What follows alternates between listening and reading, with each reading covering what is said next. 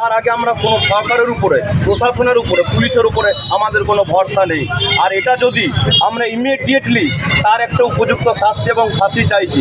আমরা লাগে যাদের উপরে প্রকৃতি শিক্ষক না থাকলে আমরা এই যে বাংলায় কথা বলছি আদিবাসীরা, আমরা একসময় শিক্ষার উপর আমাদের একটা ভরসা ছিল। কিন্তু যেভাবে আজকের এই আমাদের বাড়ির একটা ছোট্ট বোনকে যেভাবে মার্ডার করা হয়েছে, এটা আমরা কোনোদিন এখন অবধি খুশি নয়। যেদিন তার উপযুক্ত শাস্তি হবে সেদিন আমরা ভাববো।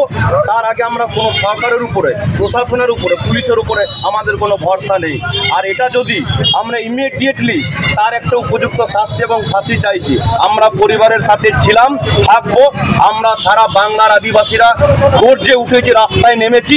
এইভাবেই আমাদের আন্দোলন চলবে যতদিন না তার উপযুক্ত আমরা তার ফাঁসি চাইছি। এবং পরিবারের সাথে, সেই গ্রামবাসীর কাছে আমরা সারা বাংলার আদিবাসীরা পাশে আছি।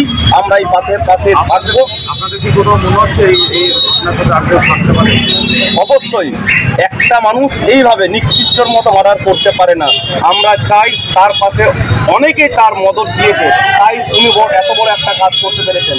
তাই আমি রতন কিসকু, আন্তর্জাতিক খ্যাতি সম্পন্ন শিল্পী, তার সাথে আছে আমার আদিবাসী সমাজের যারা সমাজসেবী, আমরা প্রত্যেকে এগিয়ে এসেছি। এবং এই বাংলায় প্রত্যেকটি সমাজসেবী আছে এবং প্রত্যেকটি আন্দোলনকারীরা এইভাবেই নিজের নিজের জায়গায়, আমরা যেমন আজকে বীরভূমে পথে নেমেছি, সারা বাংলা জুড়ে একইভাবে আমরা প্রত্যেক আদিবাসী সম্প্রদায়ের মানুষরা গর্জে উঠেছে এবং রাস্তায় নেমেছে যতদিন না তার উপযুক্ত শাস্তি পেয়েছে। আমরা কোনোভাবেই কোনোভাবে শান্তি বা কোনো দিশাহীন হয়ে আমরা পথে আছি। যতদিন না তার ফাঁসি হয়েছে ততদিন এই লড়াই চলবে এবং আমরা রাস্তায় এইভাবেই নেমে থাকবো।